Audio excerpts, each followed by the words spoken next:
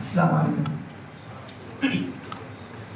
अच्छा, आज जो है एमएल का फर्स्ट लेक्चर स्टार्ट कर रहे हैं कोडिंग रिलेटेड। और आज जो है सिंपल लीनियर रिग्रेशन समझेंगे क्या होती है। और इसके पीछे जो हमने लास्ट क्लास में बात की थी कि मशीन लर्निंग मॉडल रूल समझता है, पैटर्न समझता है, एक फंक्शन समझता है। तो फंक्शन क्या होता है, किस तरीके से काम करता है, और क्या हम भी उस फंक्शन को यूज़ करके फर्दर अगर हम खुद से एक प्रेडिक्शन करना चाहें तो हम कर सकते हैं। ये सारी बातें इंशाल्लाह आज हम डिस्कस करेंगे। सही है, तो पहले मैं क्या करता हूँ, यहाँ पे मैंने जॉब CSV की एक फ़ाइल अपलोड कर दी है। हम इस पर आज काम करेंगे और इसके अंदर डेटा किस तरह का मौजूद है आप लोग एक नज़र देख लें। इसमें CGPA का एक कॉलम है और पैकेज का एक कॉलम मौजूद है। सही है, CGPA बेसिकली ये 10 के लेवल में देखी जा रही है। ठीक है, वैसे यूजुअली पाकिस्तान में कितनी होती है, 4 होती है ओवरऑल। ठीक है, टोटल 4 कंसिडर की जाती है हर सेमेस्टर की। और फिर जो GPA भी 4 होती है और CGPA भी 4 होती है। मतलब ओवरऑल जो 4 साल की होती है वो भी आपके पास 4 के लेवल पे आती है इन दी एंड। सही है, लेकिन यहाँ पे 10 टोटल इसका वो है, मतलब 10 टोटल नंबर है, तो उसके हिसाब से यहाँ पे ये चीज़ हमें देखने को मिलेगी। सही, और उस CGPA के हिसाब से फिर एक इन्होंने डेटा दिया हुआ है कि उसकी पर एनम कितना पैकेज लग रहा है, पर ईयर पूरे साल का कितना पैकेज लग रहा है, ये लेक्स के अंदर है। ठीक है, अगर 3.26 लिखा है तो मतलब 3.26 लेख यानी 3,26,000 के करीब उसका पूरे साल का पैकेज लग रहा है। तो ये एक बेसिक सा डेटा है। आज इसमें हम सिंपल मशीन लर्निंग का एल्गोरिथम अप्लाई करेंगे। सही है, तो ज़रा हम इंपोर्ट कर लेते हैं कुछ लाइब्रेरीज़ को जिसकी मदद से हमने काम करना है। तो क्या करेंगे, कुछ लाइब्रेरीज यहाँ पे इंपोर्ट करते हैं जिसकी मदद से हम इस डेटा को रीड कर सकें। तो क्या करना पड़ेगा मुझे बताएं ज़रा। हाँ भाई, इंपोर्ट पांडास करेंगे सबसे पहले। इंपोर्ट पांडास SPD और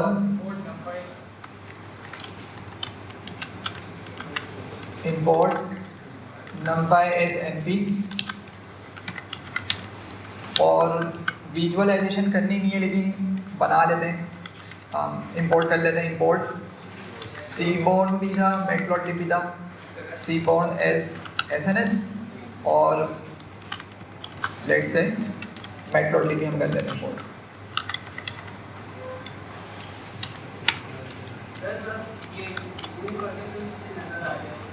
तो क्या किया यहाँ पे, ये लाइब्रेरीज इंपोर्ट कर दी है। चलें डेटा रीड करना है, क्या लिख दूँगा मैं, PD dot read underscore CSV file है, एक्सेल है, CSV फाइल है। ठीक है, तो यहाँ इसका नाम बता देंगे जॉब्स डॉट CSV और इसको लेट से हम जॉब्स के ही वेरिएबल में सेव कर लेते हैं। ठीक है, और इसकी इंफॉर्मेशन चेक कर लेते हैं जॉब्स डॉट इन्फो करके। और वैसे इसमें कुछ एम्प्टी वगैरह मौजूद नहीं है, सारा प्रॉपर डेटा मौजूद है। तो CGPA की भी कितनी वैल्यूज़ हैं, 200 आ रही हैं, पैकेज की भी 200 वैल्यूज़ देखने को मिल रही हैं। सही है, कुछ नल या कुछ एम्प्टी वैल्यूज़ मौजूद नहीं है, तो फिलहाल हम आगे बढ़ते हैं। अच्छा, तो ये हमने यहाँ पे क्या कर लिया है, डेटा को इंपोर्ट करके उसको रीड कर लिया है। अच्छा, अब क्या करेंगे हम यहाँ पर सबसे पहले हमने डिसाइड करना होता है कि मैं इन दोनों कॉलम्स में से या अपने ओवरऑल डेटा में से किसको इनपुट मानूंगा और किसको आउटपुट मानूंगा। ठीक है, मतलब किसको मैं मॉडल को दूंगा इनपुट के तौर पे और किस चीज़ को या किस कॉलम को मैं आउटपुट कंसिडर करके मॉडल को दूंगा। सही है, तो याद रखें इनपुट वाली चीज़ हमारी क्या होती है, इनपुट वाले को हम हमेशा क्या बोलते हैं, X बोलते हैं। क्या बोलते हैं, X का नाम देते हैं, पता नहीं, खैर यही देख लेते हैं। तो इनपुट जो होगा आपका हमेशा उसको हम X कंसिडर करेंगे। अब वो X आपका सिंगल कॉलम भी हो सकता है और एक से ज़्यादा कॉलम्स भी हो सकते हैं। सिंस हम अभी काम ही 2 कॉलम्स पे कर रहे हैं तो अभी हमारे पास X एक ही होने वाला है। और आउटपुट क्या होता है मेरा, Y। आउटपुट को आपको मालूम है टारगेट भी बोलते हैं और लेवल कॉलम भी बोल रहे होते हैं। तो क्या करना है मुझे, अब इसको सबसे पहले सेपरेट कर देना है X और Y की फॉर्म के अंदर। ठीक है, X के अंदर मैं इनपुट डाल दूंगा और Y में किसको डाल दूंगा, आउटपुट को डाल दूंगा। ठीक है, तो ज़रा देख के बताएं CGPA और पैकेज क्या समझ आ रहा है, किसको मुझे आउटपुट पर रखना चाहिए। CGPA को इनपुट में या आउटपुट में? CGPA में इनपुट को, सही है। क्यों? क्योंकि इसी के बिहाफ पे तो पैकेज डिसाइड होता है, सही है। ऑल्दो कि ये रूल ऑफ थंब नहीं है कि अगर CGPA अच्छी होगी तो ही पैकेज अच्छा लगेगा, ऐसा नहीं होता। लेकिन फिर भी क्या होगा, हम पैकेज वाले को ही टारगेट कंसिडर करेंगे, अपना आउटपुट कॉलम कंसिडर करेंगे। लेकिन सर पहले जो हम देंगे तो वो आउटपुट और इनपुट दोनों प्रोडक्ट करेंगे ना, दोनों देंगे? जी जी, दोनों देंगे, सही। हमने इसके 4 टुकड़े करेंगे टोटल, याद है ना कि हमने इसको डिस्कस किया था कि X train, X test, Y train, Y test, ये 4 टुकड़े करेंगे। अभी देखते हैं किस तरीके से करेंगे।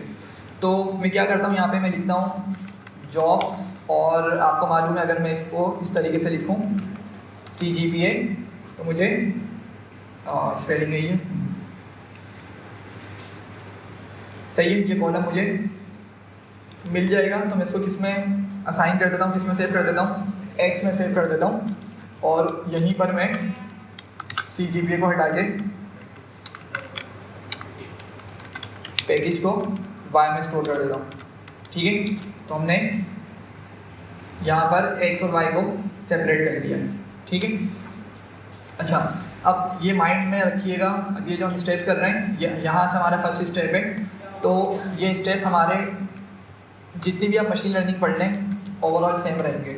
मतलब जितने भी आप मॉडल पढ़ लें, भले हम लीनियर रिग्रेशन पढ़ें, लॉजिस्टिक रिग्रेशन पढ़ें, लासो पढ़ें, रिच पढ़ें, पॉलिनोमियल पढ़ें, जितनी भी मॉडल्स हम पढ़ेंगे आगे, तो ये स्टेप सेम होंगे। क्या होंगे कि हमने डेटा को एक्स और वाई में सेपरेट करना होता है, सही है। एक्स में कौन जाएगा, इनपुट जाएगा, वाई में कौन आएगा, आउटपुट आ जाएगा। अच्छा, अब यहाँ पर ये काम हो गया। अब नेक्स्ट हम क्या करेंगे, स्टेप 2। अच्छा, इससे स्टेप 1 से पहले और भी स्टेप्स हो सकते हैं, लेकिन फ़िलहाल के लिए हम ये जो स्टेप्स डिस्कस कर रहे हैं आपके पास हर मॉडल में, हर मशीन लर्निंग के एल्गोरिथम के ऊपर अप्लाई हो जाओगे, आपने यही तरीका इस्तेमाल करना है। अच्छा, उसके बाद हम क्या करेंगे, हम अपने डेटा को ट्रेंड टेस्ट में स्प्लिट करेंगे, सही है। किस में स्प्लिट करेंगे, ट्रेंड टेस्ट में, समझे। लास्ट क्लास हमने इस पर डिस्कशन की थी। लेट से मेरा डेटा है, ठीक है, फिलहाल डेटा छोटा है, सिर्फ 200 इसके अंदर रोज मौजूद हैं। तो हम क्या करेंगे, एक्स को और वाई को सबसे पहले सेपरेट कर लेंगे, सही है। तो ऐसे ही हुआ, एक्स में फिलहाल मेरे पास एक कॉलम है, लेकिन एक से ज़्यादा कॉलम्स भी हो सकते हैं। तो ये पहले इसके हमने 2 पार्ट्स इसके कर दिए, ठीक है। अब क्या करेंगे, इसको फर्दर ट्रेन और टेस्ट में स्प्लिट करेंगे, याद है। तो क्या होगा, टॉप वाला पार्ट जो होगा उसको मैं क्या मान लूँगा, ट्रेनिंग डेटा, ठीक है। तो ये एक्स का ट्रेन हो जाएगा, और ये भी क्या होगा, ये वाई का ट्रेन हो जाएगा, ठीक है। और नीचे क्या होगा हमारे पास, टेस्टिंग पर्पज़ के लिए हम कुछ डेटा को रखेंगे ताकि मॉडल की हम प्रेडिक्शन निकलवा सकें, सही है। सॉरी। तो क्या करना होगा मुझे, मैं यहाँ पे लिखूँगा एक लाइब्रेरी इंपोर्ट करूँगा। sklearn है हमारी मशीन लर्निंग, तो sklearn यूज़ करते हैं मशीन लर्निंग के लिए। तो यहाँ पे लिखूँगा sklearn from sklearn dot model selection, या लीनियर मॉडल होता है, एक मिनट ट्राई कर लेते हैं। Model selection import train test split, सही है। तो हमने क्या करना है, ये वाली चीज़ मॉडल सिलेक्शन लिखनी है, from sklearn dot model selection करके लिखेंगे। तो हम क्या कर सकते हैं, ट्रेंड टेस्ट स्प्लिट को इंपोर्ट कर लेंगे, सही है। और आगे बढ़ते हैं, और स्टेप 3 में क्या करेंगे हम, अब हम डेटा को स्प्लिट करेंगे, ठीक। तो किस तरीके से लिखूंगा मैं लिखूंगा X train, X test, Y train, ये वेरिएबल्स बना रहा हूँ मैं, और वाई टेस्ट, ठीक है। आप लोगों ने भी हर जगह हर मॉडल में इस तरीके से काम करना होगा। और मैं क्या लिखूंगा राइट साइड पे जाके, ट्रेन टेस्ट स्प्लिट को, सही। तो क्या हो रहा है यहाँ पे, मेरा जो ट्रेन टेस्ट स्प्लिट है बेसिकली ये क्लास है, और इस क्लास को मैं क्या करूँगा, अपना डेटा प्रोवाइड करूँगा। कौन सा डेटा दूंगा, जो अभी मैंने ऊपर एक्स और वाई की फॉर्म के अंदर सेपरेट किया है। अभी मैंने अपने डेटा को एक्स और वाई में सेपरेट कर दिया, मैं उसको उठा के यहाँ पे ट्रेंड टेस्ट स्प्लिट को पास करूँगा। तो ट्रेंड टेस्ट स्प्लिट के अंदर डेटा पास करने के बाद कुछ फर्दर आर्ग्यूमेंट्स यूज़ करूँगा, जिसकी मदद से वो क्या करेगा, मेरे डेटा को ट्रेन में X test, Y train, Y test में डाल देगा, ठीक है। वो कौन से आर्ग्यूमेंट से देखते हैं हम। तो मैंने सबसे पहले ब्रैकेट बनाए, इसको मैंने एक्स को वाई करके बता दिया कि एक्स और वाई से डेटा उठाओ, सही है। और आगे जाके क्या बोलूँगा मैं इसको, टेस्ट साइज़। टेस्ट साइज़ मतलब मेरा जो टेस्टिंग पर्पज़ के लिए डेटा रखना चाह रहा हूँ उसको कितना रखो, ठीक है। तो इसको ये हमारी मर्ज़ी होती है, अगर डेटा बहुत ज़्यादा बड़ा है, लाइक थाउजेंड्स में जा रहा है, तो हम अच्छा खासा बड़ा डेटा रख सकते हैं, like 33% of the total data, या समटाइम्स 42% भी चले जाते हैं, ठीक है। और अगर डेटा आपका छोटा है तो फिर हम 10%, 20%, 15% कुछ भी रख सकते हैं, ठीक है। तो फिलहाल के लिए मैं यहाँ पे क्या रखता हूँ, 20% रखता हूँ, और लिखूंगा किस तरीके से, 0.2 करके लिख दूँगा। 20% कितना बनेगा, 0.2 बनेगा। तो मैंने उसको बता दिया कि टेस्टिंग के लिए मेरा 0.2 वैल्यू को सेपरेट कर लो, या 20% को टेस्टिंग के लिए रिजर्व कर लो। सही है यहाँ तक। अच्छा, उसके बाद ना यहाँ पे समझें एक और आर्ग्यूमेंट यूज़ होता है, मैं आपको उस आर्ग्यूमेंट को भी समझा देता हूँ। एक होता है रैंडम स्टेट का argument. Random state equals to, हम यहाँ पे कुछ भी नंबर लिख सकते हैं। लेट से मैंने लिख दिया 1 या 2, 3, कुछ भी हम लिख सकते हैं, ठीक है। इसका मकसद क्या होता है, देखें होगा क्या, ये जो मेरा डेटा है ना यहाँ पर, ये आपका एक्स ट्रेन हो गया, ये वाई ट्रेन हो गया, ये आपका एक्स टेस्ट हो गया, और ये वाला पार्ट वाई टेस्ट हो गया, सही है। तो अब ज़रा समझें कि लाजमी नहीं है कि मेरा मॉडल क्या करे, जो सबसे बॉटम वाली रोज़ हैं उन्हीं को टेस्टिंग के लिए हटा के रखे, उन्हीं को टेस्टिंग के लिए सेपरेट करे। मतलब समझें, ये टोटल कितनी रोज़ हैं, 200 रोज़ हैं। ये इसकी शेप कितनी है, 200,2 रोज़ इंटू कॉलम्स होता है ना, तो 200,2 इसकी शेप आ रही है। अच्छा, अब होगा क्या कि जब मैं इसको टेस्ट साइज प्रोवाइड कर रहा हूँ ना कि 20% डेटा को सेपरेट करो, तो इसका हरगिज़ ये मतलब नहीं है कि बॉटम से जाओ, बॉटम से जो 20% डेटा बचता है उसको निकाल के मेरे लिए टेस्टिंग में रख लो, ऐसा नहीं होगा। वो क्या करेगा, रैंडम सिलेक्शन करता है, सही है। क्या करेगा, जाकर ये जो ट्रेंड टेस्ट स्प्लिट का हम फंक्शन चला रहे हैं यहाँ पे, वो रैंडम डेटा को उठाएगा, सही है। अब हो सकता है कि फर्स्ट रो उठा के टेस्टिंग में डाल दे मेरी, ठीक है, और फिर सेंटर से डेटा के मिडिल से कुछ रोज को उठा के मेरे टेस्टिंग वाले पार्ट में डाल दें, तो ये रैंडम सिलेक्शन होती है। यहाँ तक समझ रहे हैं मेरी बात को। तो अब होता क्या है कि अगर आप यहाँ पर आके रैंडम स्टेट नहीं लिखेंगे ना, रैंडम स्टेट का आर्गुमेंट अगर आप हटा देंगे, तो अब क्या करेगा, अब आप रैंडम सिलेक्शन जब उससे करवाएंगे, मतलब अपने टेस्टिंग वाले पार्ट को सेपरेट कर रहे हैं, टेस्टिंग डेटा को सेपरेट कर रहे हैं, तो क्या करेगा, वो रैंडम वैल्यूज उठाएगा। अब लेट से उसने पहली मरतबा टॉप की 10 रोज उठाई, फॉर एग्जांपल 200 का 20% कितना बनेगा, 40 रोज बनेगी, 2 2 4 40 रोज हो गई टोटल, ठीक है। अब समझे बात को कि टेस्टिंग के अंदर मुझे टोटल कितनी रोज मिलने वाली है, 40 रोज मिलने वाली है, ठीक है। अब होगा क्या कि इमेजिन कर लें कि उसने ना लेट से 40 रोज टॉप की उठा ली, इमेजिन कर लें, ठीक है। रैंडम होंगी ऑफ कोर्स, लेकिन हम समझने के लिए कर रहे हैं कि टॉप की 40 रोज उसने उठा ली और टेस्टिंग वाले डेटा सेट में उसने मेरे सेव करवा दी। अब अगर मैं इसी लाइन को दोबारा रन करता हूँ जाके, एक मरतबा मैंने इसको रन किया, सिर्फ टेस्ट साइज मैंने इसको बताया था 20% का, तो इसने टॉप की 40 रोज उठा के मेरे डेटा सेट में डाल दी, टेस्टिंग डेटा में। अब जब मैं दोबारा इसी लाइन को रन करूँगा ना, तो मुझे सोच के बताएं कि क्या लाजमी है कि टॉप की 40 रोज ही हैं, रैंडम सिलेक्शन हो रही है, अब तो कुछ भी हो सकता है, सही है। और टॉप की 40 रोज भी मैं जस्ट समझाने के लिए बोल रहा हूँ, ठीक है। टॉप की 40 रोज भी नहीं उठाएगा वो रैंडम ही उठाएगा, बिल्कुल सही है, मेरी बात समझ रहे हैं। थर्ड टाइम आप चलाएंगे तो दोबारा क्या करेगा, बिल्कुल जाके रैंडम से डेटा को उठा के ले जाएगा 40 रोज को। यहाँ तक बात समझ आ रही है। तो अगर हम क्या चाह रहे हैं कि हमारा जो रैंडम एक सिलेक्शन हो रही है ना सॉरी, जो डेटा रैंडमली सिलेक्ट हो रहा है, अगर मैं उसको फिक्स करना चाह रहा हूँ, क्या करना चाह रहा हूँ, मैं फिक्स करना चाह रहा हूँ कि भाई अभी फर्स्ट टाइम पे जो रैंडमली डेटा उठा रहा है मेरा मॉडल, ठीक है, मैं चाह रहा हूँ अगर मैं इसको दोबारा रन करूँ, तीसरी बार रन करूँ, और मतलब मैं इसको बार बार रन करूँ, हम देखेंगे क्या मकसद होता है बार बार रन करने का। लेकिन अगर मैं इसी लाइन को बार बार रन करके यूज़ करना चाह रहा हूँ, मैं मतलब इसी लाइन को 2 से 3 मरतबा रन करूँ, तो मुझे जो टेस्टिंग के अंदर डेटा मिल रहा है ना, वो चेंज ना हो, सही है, वो चेंज ना हो, तो फिर मैं क्या करूँगा, रैंडम स्टेट वाला आर्ग्यूमेंट यहाँ पे यूज़ कर लूँगा। हाँ भाई, कितने लोगों को समझ आई मैंने क्या बताया है? नहीं आई समझ? वैल्यू दे रहे मतलब, हाँ, वो रैंडम की जो हम वैल्यू दे रहे थे ना, वो क्या है आपके पास, वो कोई भी आप नंबर रख सकते हैं, वो जस्ट क्या है, एक रेफरेंस है इसके लिए। जैसे आपने इसको 3 रख दिया, ठीक है, तो क्या होगा, अब आपने क्या लेट से इस लाइन को कॉपी किया और आपने कोई नीचे जाके एल्गोरिथम अप्लाई किया, सही है, आपने कोई नीचे जाके दोबारा से कोई न्यू एल्गोरिथम अप्लाई किया, और आप चाह रहे हैं कि अब जो ऊपर मेरे पास डेटा निकला था ना टेस्टिंग के लिए, वही डेटा क्या हो मेरे पास नीचे भी आए टेस्टिंग के लिए। ऑफ कोर्स टेस्टिंग के लिए अगर वही डेटा आप चाह रहे हो तो ट्रेनिंग के लिए भी पुराना वाला डेटा चलेगा, सही है। तो अगर आपने रैंडम स्टेट को जाके 3 नीचे बता दिया, या इसी लाइन को दोबारा से रन कर दिया, ठीक है, या नीचे आपने लाइन में बता दिया रैंडम स्टेट 3 रखो, तो क्या करेगा, मॉडल समझ जाएगा कि आपने जो पुराने वाले डेटा मैंने उसने निकाला था ना, मतलब मॉडल ने पुराना वाला डेटा निकाला था टेस्टिंग के लिए हमारे पास, और ट्रेनिंग वाला डेटा सेपरेट कर दिया था, तो उसको रेफरेंस के तौर पे याद रखेगा कि अच्छा मैंने इन रोज़ को टेस्टिंग में डाला था और इन रोज़ को ट्रेनिंग में डाला था। तो दोबारा से भी क्या करेगा वो, उन्हीं को मतलब उन्हीं रोज़ को टेस्टिंग के लिए और ऊपर वाली रोज़ को ट्रेनिंग के लिए रखेगा। भाई बात समझ पा रहे हैं क्या बोल रहा हूँ? ये रेफरेंस बोल सकते हैं, बिल्कुल ठीक है।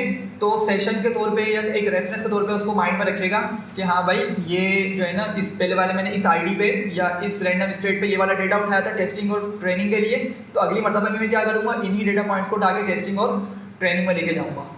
यहाँ तक समझ पा रहे हैं मेरी बात को? तो ये नंबर आपके ऊपर, आप कुछ भी रख दें, 41 रख दें, 100 रख दें, बस जो भी आप नंबर देंगे वो क्या होगा, एक रेफरेंस के तौर पे कंसिडर किया जा रहा होगा। सही है? तो चाहे तो हटा दें, चाहे तो रख लें, कोई मसला नहीं है, मैं फ़िलहाल रख लेता हूँ, ठीक है। और हम आगे बढ़ते हैं। और इसने क्या किया, मेरा train X test Y test में स्प्लिट कर दिया, ठीक है। सीक्वेंस यही रहेगी, सीक्वेंस यही रखनी है कि पहले एक्स टेस्ट आएगा, फिर वाई ट्रेन और वाई टेस्ट आएगा। सही है? अब ज़रा हम एक काम करते हैं, एक्स ट्रेन में मुझे कितनी रोज मिलनी चाहिए भाई, ज़रा बताएं। 160 ट्रेन में, ऊपर वाला है ना, ऊपर वाला पार्ट है ये देखें, ये वाले पार्ट की बात हो रही है एक्स ट्रेन में। तो टोटल अगर 200 है, टोटल अगर 200 है और टेस्टिंग में 40 रोज जाएंगी, तो यहाँ पे कितनी बची ऊपर, 160 बची। तो हम यहाँ पे इसकी शेप निकाल के देख लेते हैं, यहाँ पे कितनी आ गई, 160 आ गई। और अगर मैं एक्स टेस्ट की शेप निकालूँ तो मुझे उसकी 40 रोज मिल जाएंगी, ठीक है। तो ये टोटल 40 रोज दिखा रहा है। और अगर आप इसका डेटा देखना चाह रहे हैं तो आप क्या करें, एक्स टेस्ट को प्रिंट कर दें सिंपल। तो आपको एक्स टेस्ट में जो जो वैल्यूज उठी हैं, और आप लोग देख रहे होंगे कि आईडी क्या है, डिफरेंट आ रही हैं आईडीज हमें यहाँ पे देखने को मिल रही हैं। इंडेक्स ये होता है बेसिकली, इंडेक्स। तो इसने क्या किया, इस तरीके से रेंडमली डेटा को उठा लिया है। लेकिन अभी जो रेफरेंस हमने इसको दिया हुआ है 3 दिया था आई थिंक, हाँ 3 दिया था। तो हम इसको अगर दोबारा से कॉल करेंगे तो मुझे बिल्कुल यही वाली वैल्यूज दोबारा से ला कर देगा, ठीक है जी। 3 मरतबा कॉल करेगा मतलब, नहीं 3 मरतबा कॉल नहीं करेगा, इसका मतलब नहीं है। मतलब ये जो 3 दिया है ना, ये एक उसका रेफरेंस है। जैसे आपकी एक आईडी है ना, इस तरह समझें। अब आपका नाम क्या है, जवाद इरफान।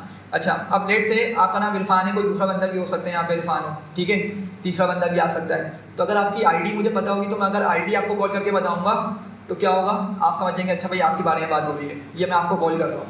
ये बात समझ रहे हैं? तो इसी तरीके से यहाँ पे एक आईडी के तौर पे कंसीडर कर लें कि उसने क्या किया, इस आईडी को ना इस डेटा के लिए बाउंड कर दिया है कि यही डेटा उठाएगा किसके लिए, जब रैंडम स्टेट 3 होगी। अगर मैंने 4 कर दिया तो क्या करेगा, फिर से कोई रैंडम डेटा उठा लेगा। और अगर आप ना भी लिखें तो जब भी क्या करेगा, रैंडम डेटा उठाएगा फिर। लेकिन अगर आपने दोबारा से इस लाइन को कॉल किया और आप चाह रहे हैं आपको पुराना वाला डेटा दोबारा से मिल जाए, ट्रेनिंग और टेस्टिंग करना, तो वो काम नहीं होने वाला। सही है? तो क्लियर है सबको यहाँ तक? हाँ भाई, चले आगे बढ़ते हैं फिर। तो टेस्ट हमने कर लिया। सिमिलरली अगर आप Y train Y test check करेंगे तो उसमें भी आपको 160 मिलेगा यहाँ पे, और वाई टेस्ट में 40 रोज मिल जाएगी, ठीक है। आगे बढ़ते हैं। कौन सा स्टेप था ये, 3, ठीक है। अच्छा, मैंने आप लोगों के साथ ये फाइल शेयर करी है, उसमें स्टेप बाय स्टेप सारी चीज़ें एक्सप्लेन हुई हुई हैं। अभी असल में उसको मैं यूज़ इस वजह से नहीं कर रहा क्योंकि उसमें कुछ काम करना बाकी है पूरी फाइल में ना, तो इस वजह से मैं उसको यूज़ नहीं कर पा रहा। इंशाल्लाह जैसे वो कंप्लीट हो जाएगी फाइल तो फिर मैं उसी को यूज़ करूँगा फर्दर अपने लेक्चर्स के लिए। तो उसमें step by step her cheese points की फॉर्म में लिखी हुई होगी कि अब क्या काम करना है, क्या काम करना है। तो अगर आपने उसको 3 से 4 दफ़ा प्रैक्टिस कर ली, आपके माइंड में बिल्कुल अच्छे से बैठ जाएगा सारा पॉइंट के किस तरीके से काम करना है। अच्छा, स्टेप 4 में क्या करेंगे, हमने ट्रेन टेस्ट स्प्लिट निकाल लिया। अब हम ना असल मॉडल इंपोर्ट करेंगे, और मेरा जो असल मॉडल मतलब जिस पे हम काम करने वाला आज का टॉपिक है वो है सिंपल लीनियर रिग्रेशन। तो मैं लीनियर रिग्रेशन को इंपोर्ट करूँगा। सही है? इंपोर्ट करने के लिए अगेन वही लिखेंगे हम, from sklearn dot linear model import linear regression. सही है? और आगे बढ़ जाएंगे। हमने लीनियर रिग्रेशन को यहाँ से इंपोर्ट कर लिया। नेक्स्ट क्या करेंगे, हम इसका एक ऑब्जेक्ट बनाएंगे। ऑब्जेक्ट बनाने का मतलब क्या है?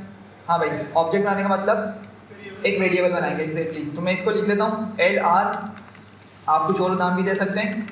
मैंने लीनियर रिग्रेशन लिखा और मैंने ब्रैकेट्स बना के इसको एग्जीक्यूट कर दिया, तो ये मेरा यहाँ पर ऑब्जेक्ट बन गया है। सही है, ये ऑब्जेक्ट बन गया। अच्छा 5 होगा ये, सॉरी 6 नहीं होगा, ठीक है, ये ऑब्जेक्ट बन गया मेरा। अच्छा अब हम क्या करेंगे, अब इस मॉडल की ट्रेनिंग करवाएंगे, इस मॉडल की ट्रेनिंग करेंगे या इस मॉडल को फिट करेंगे। सही है, तो उसके लिए क्या करना होगा मुझे,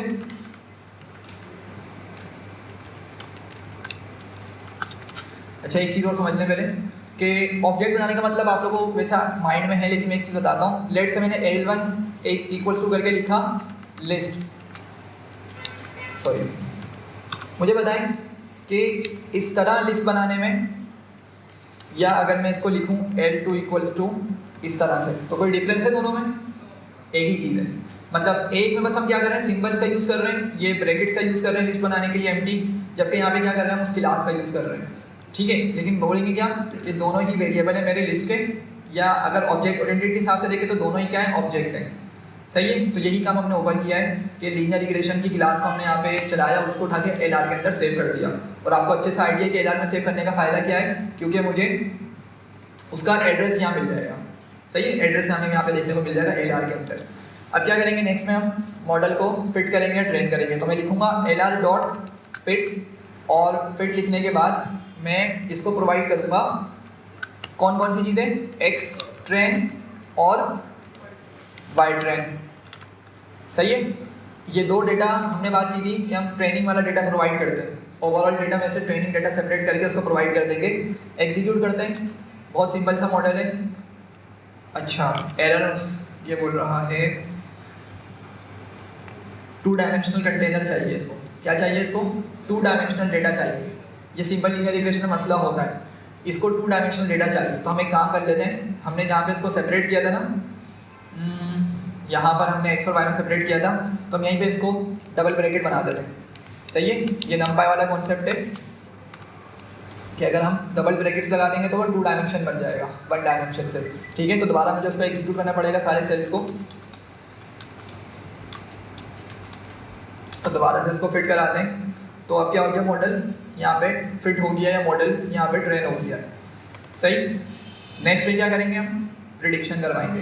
क्या करेंगे भाई, स्टेप 7 में प्रिडिक्शन करवाएंगे। अब इस मॉडल ने क्या किया, एक्स ट्रेन के अगेंस्ट जाके वाई ट्रेन की वैल्यूज़ को समझा। मैं भी इसको डिटेल में समझाता हूँ कि किस तरीके से काम कर रहा है, फिलहाल के लिए मैं स्टेप दिखा रहा हूँ। तो अब हम क्या करेंगे, अगली बारी में जाके हम इसको बोलेंगे LR डॉट प्रिडिक्ट, और प्रिडिक्ट के अंदर कौन सा डेटा पास करेंगे भाई, टेस्ट, एक्स टेस्ट। हम ये वाला डेटा पास करेंगे इसको, और इस वाले डेटा के अगेंस्ट मॉडल जो मुझे वैल्यूज़ प्रोवाइड करेगा, मैं उन वैल्यूज़ को वाई टेस्ट वाली वैल्यूज़ के साथ कंपेयर करूँगा। सही है, समझ रहे हैं बात को। वाई टेस्ट मेरा एक्चुअल डेटा है, जो स्टूडेंट्स पास आउट हुए उनकी क्या क्या CGPA थी, उसके बिहाफ पे उनका जो पैकेज डिसाइड हुआ, उनकी जो सैलरी डिसाइड हुई, वो एक्चुअल डेटा मेरे पास वाई टेस्ट में मौजूद है। लेकिन मैं प्रिडिक्शन करवा रहा हूँ टेस्ट के बिहाफ पे, एक्स टेस्ट के बिहाफ पे। तो क्या होगा, हमें यहाँ पे कुछ वैल्यूज़ देखने को मिल जाएंगी जो ये प्रिडिक्ट करके मुझे बता रहा है। ठीक है, तो हम पहले यहाँ पे साथ ही साथ ना वाई टेस्ट को भी यहाँ पे प्रिडिक्ट कर लेते हैं। मैं एक काम करता हूँ, इसको ना एक वेरिएबल में सेव कर लेता हूँ, वाई प्रेड बोल के, प्रिडिक्शन तो पूरा वर्ड है, इसको मैंने शॉर्टकट में लिख लिया वाई प्रिड, और यहाँ पे फिर मैंने उसको प्रिडिक्शन करा के डेटा में सेव करवा दिया। अच्छा अब मैं क्या करता हूँ, मैं ज़रा पहले कुछ वैल्यूज़ प्रिंट करता हूँ वाई प्रिडिक्ट की, और अगर मैं इसको इस तरह से लिखूँ 5, ठीक है, ये वाई प्रिडिक्शन आ रही है, और मैं इसको वाई टेस्ट से भी निकाल लेता हूँ। ठीक है, स्लाइसिंग करके। तो अच्छा सही है, यह हमें जो है इंडेक्स के साथ दिखा रहा है वाई टेस्ट वाली वैल्यूज़ को। ठीक है, तो खैर उसका कन्फ्यूज़ होइएगा, असल वैल्यूज़ मेरे पास ये वाली 4.02, 3.79, 2.40 ये असल वैल्यूज़ है, बस वो क्या कर रहा है उनकी इंडेक्सेस के साथ दिखा रहा है। चलें ज़रा कंपेयर करें। ये मुझे मॉडल बताता है कि भाई जो एक्स टेस्ट की पहली वैल्यू है ना, एक्स टेस्ट की जो पहली वैल्यू है उसका मॉडल बता रहा है कि कितना पैकेज लगेगा, 4.39 lakhs पर एनम का पैकेज लगेगा। समझ पा रहे हैं बात को। सही है। अगर आपने एक्स टेस्ट देखना है तो एक्स टेस्ट को भी यहाँ पे हम प्रिंट कर लेते हैं।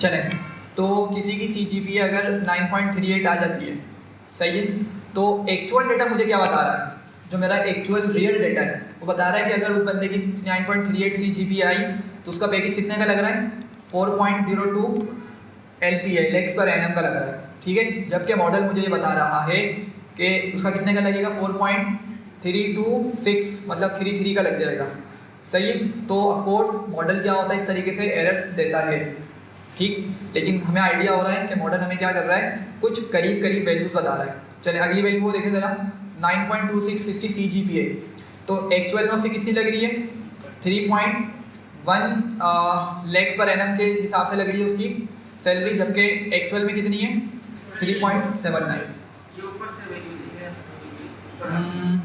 अच्छा हाँ, ये यहाँ पे चला गया, सॉरी, ठीक है। तो ठीक है, थैंक यू। ये क्या है हमारे पास, पहली वाली वैल्यू इससे साथ आ रही है 4.39, मतलब मॉडल ने पहले मुझे प्रिडिक्ट करके बताई। मैं एक काम करता हूँ, सेपरेटर यूज़ कर लेते हैं।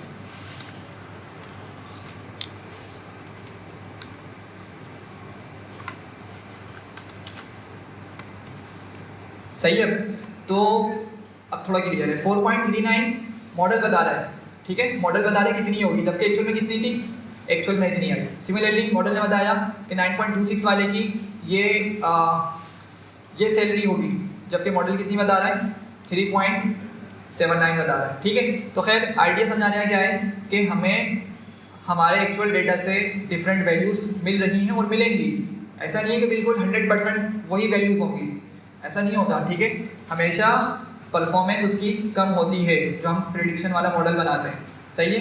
तो इस तरीके से क्या होता है, मेरा पूरा फ्लो चलता है। और इसने क्या किया, मुझे एक हमने एक बहुत बेसिक सा मॉडल बना के यहाँ पे लीनियर रिग्रेशन का मॉडल तैयार कर लिया, जो क्या कर पा रहा है, पैकेज डिसाइड कर पा रहा है, सही है। अच्छा, अब अगर आपने इसको कोई अलग से वैल्यू प्रोवाइड करनी है, ठीक है, कोई न्यू वैल्यू प्रोवाइड करनी है, तो हम इसको प्रोवाइड कर सकते हैं।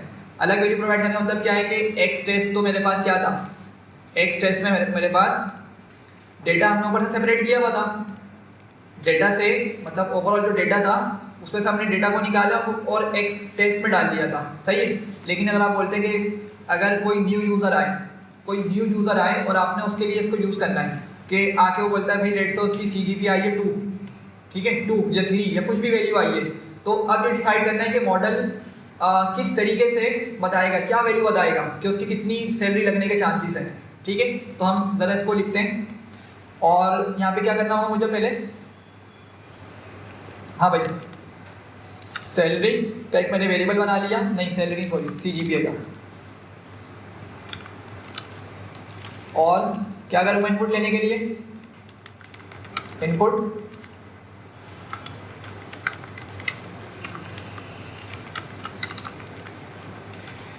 सही है। और आपको मालूम है यहाँ से जो CGPA आएगी वो किस में आएगी, हाँ भाई, सॉरी नहीं, डेटा टाइप क्या होगी यहाँ से, जो टेक्स्ट होगी, स्ट्रिंग होगी, फ्लोट नहीं होती, फ्लोट हम बनाते हैं टाइप कास्ट करके। इनपुट हमेशा क्या करता है, बाय डिफ़ॉल्ट स्ट्रिंग में वैल्यू ला के देता है, ठीक है, भले नंबर ही क्यों ना हो, उसकी भी डेटा टाइप स्ट्रिंग करके लेकर आएगा, सही है। तो यहाँ पे हम उसको फ्लोट में कन्वर्ट कर देते हैं, सही है। अब ये CGPA पूछ रहा है हमसे, लेट से हम यहाँ पे लिखते हैं 3.4, ठीक है।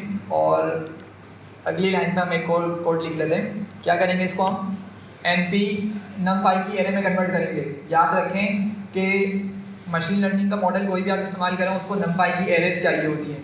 हमने बात की थी ना कि numpy हम इतना डिटेल में नहीं पढ़ते, लेकिन मेजोरिटी लाइब्रेरीज के पीछे आपका numpy चल रहा होता है, पांडास के पीछे भी numpy चल रहा था, ठीक है। और यहाँ पर हम एस्केलेटर में भी देख रहे हैं कि उसकी बैकएंड पे क्या चल रहा है, numpy की कंप्यूटेशन चल रही है, numpy का यहाँ पे आपकी लाइब्रेरी यूज़ हो रही है। तो मैं इसको क्या करूँगा, np.array हमने पढ़ा था एक फंक्शन, और मैं डबल ब्रैकेट्स बनाऊँगा क्योंकि इसको 2 डायमेंशन चाहिए, ठीक है। और इसमें CGPA मैं इसको स्टोर कर दूँगा। बल्कि आई थिंक अगर मैं ये चीज़ यहाँ पे करता तो शायद ये भी चल जाता है। ट्राई करके देखते हैं। CGPA को यहाँ लिखा और मैं इसको लेट से मैं सेव कर देता हूँ फ़िलहाल के लिए, और मैं इसको बोलता हूँ LR।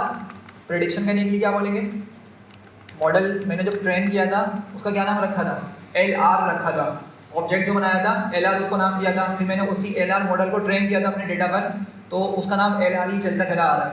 तो मैं LR को क्या करूँगा, प्रेडिक्शन के लिए दूंगा इस वैल्यू को, और देखते हैं काम करता है। बिल्कुल काम कर रहा है। क्या बता रहा है, 0.87 का उसका पैकेज लगेगा पर एनम का। मतलब कितने बन रहा है, आई थिंक 87,000। ठीक है, तो इसका ये पैकेज लगेगा। सही है। अब ऑफ कोर्स आप बोलेंगे इतनी कम वैल्यू, इतनी कम सैलरी, तो बिल्कुल पॉसिबल है कि इतना ही हो, या हो सकता है कि इससे ज़्यादा का हो। मॉडल तो 100% एक्यूरेट रिजल्ट नहीं बता सकता। ये सिर्फ क्या होता है, जो हमने इसको डेटा प्रोवाइड किया है उसी के बिहाफ पे इसकी लर्निंग हुई है, और उसी के बिहाफ पे हमें क्या कर पा रहा है, वैल्यूज़ को बता पा रहा है। सही है। चलें, अब ये हमने देख लिया कि क्या स्टेप्स होते हैं कोड लिखने के। अब इसको समझते हैं कि क्या कर रहा है ये इस तरीके से कि हमें इसकी वैल्यूज़ देखने को मिल रही हैं। थोड़ा सा मैथमेटिकल कॉन्सेप्ट है, इसको समझिएगा। अब देखें होता क्या है कि मेरे पास एक स्कैटर प्लॉट बनाता हूँ मैं। स्कैटर प्लॉट में यहाँ पे लेट से CGPA रखते हैं और यहाँ पर पैकेज या सैलरी लिख देते हैं। सही है। अच्छा, अब आप मुझे बताएं कि अगर मैं यहाँ पे स्कैटर प्लॉट बनाता हूँ तो किस तरह का स्कैटर प्लॉट बनेगा। क्या वो सारे पॉइंट्स एक ही लाइन में होंगे, इस तरीके से सारे पॉइंट्स एक लाइन में होंगे कि वो लाइन बन रही होगी, जिस तरह हम लोग फिजिक्स में ग्राफ पढ़ा करते थे, आपको याद होगा। एक्सपेरिमेंट निकालते थे, एक्सपेरिमेंट करने के बाद हमें दो वैल्यूज़ पता चलती थी। अब एग्जैक्टली माइंड में नहीं आ रहा, लेकिन थोड़ा सा याद ब्रेनस्टॉर्म करें तो आपको याद आएगा कि हम डेटा को निकालने के बाद एक्सपेरिमेंट से उनको प्लॉट किया करते थे, और जब प्लॉट करते थे तो हमें मेजॉरिटी में एक लाइन मिलती थी, और मेजॉरिटी लाइंस पॉइंट्स उसी लाइन पे लाई कर रहे होते थे। सही है। ऐसा इस तरह का प्लॉट बनेगा अगर मैं CGPA के साथ सैलरी का ग्राफ बनाऊं, या स्कैटर होगा, मतलब आगे पीछे पॉइंट्स होंगे, पॉइंट्स आगे पीछे होंगे। सही है। तो बिल्कुल सही है। याद रखें कि रियल लाइफ के अंदर कभी भी डेटा एक ही डायरेक्शन में या एक ही लाइन पे लाइन नहीं करता। रियल डेटा हमेशा क्या होता है, स्कैटर्ड होता है। सही है। तो अगर मैं इसकी यहाँ पे एक रैंडम वैल्यूज़ बनाऊँ तो लेट से हो सकता है भाई किसी का CGPA आ रही है 2 के अराउंड। ठीक है, तो उसका पैकेज लग रहा है काफ़ी कम। ठीक है, यहाँ कुछ भी हम वैल्यू ले लेते हैं, लेट से 100,000 पर एनम की बात हो रही है। ठीक है, लेट से मैंने 100,000 कर दिया। अच्छा, एक बंदे की CGPA बढ़ जाती है, लेट से वो हो जाती है 4, तो मे बी उसके क्या हो जाए, पॉइंट बढ़ के क्या हो जाए, यहाँ पे 200 पर आ जाए। सही है। अच्छा, अब क्या होगा, इस तरीके से मैं यहाँ पे रैंडम पॉइंट्स बना देता हूँ, हर चीज़ को पॉइंट को एग्जैक्टली प्लॉट नहीं कर रहा।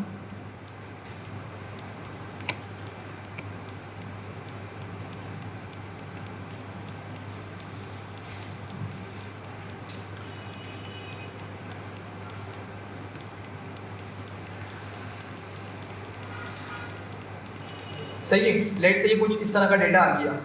अच्छा, अब मॉडल क्या करता है, मॉडल किस तरीके से जाकर हमें प्रेडिक्शन दे रहा है। अब हमें ये समझना है कि मॉडल ने ऐसा क्या काम किया कि उसने इस डेटा को समझा, इस डेटा के पैटर्न को समझा, इस डेटा के अंदर जो रूल हमने बात की थी, रूल जाके समझता है डेटा के दरमियान। तो ऐसी क्या चीज़ है इस डेटा के अंदर कि वो समझ रहा है और फिर हमें प्रेडिक्शन करने के काबिल हो पा रहा है, वो हमें प्रेडिक्शन करके दे पा रहा है। तो देखें यहाँ पर वो क्या करेगा, यहाँ पर जब मतलब वो जब जाके डेटा को देखेगा ना इनपुट और आउटपुट के हिसाब से, तो क्या करता है वो मॉडल हमारा, सबसे पहले तो 2D के हिसाब से बात कर रहा हूँ, 3D फिर 4D के अंदर इसी को एक्सटेंड करेंगे। तो 2D में क्या करेगा, वो यहाँ पर आके एक बेस्ट फिट लाइन बनाने की कोशिश करता है। मॉडल क्या करेगा, एक बेस्ट फिट लाइन बनाने की कोशिश करेगा। सही है। और ऐसा क्यों करेगा अभी पता चल जाएगा।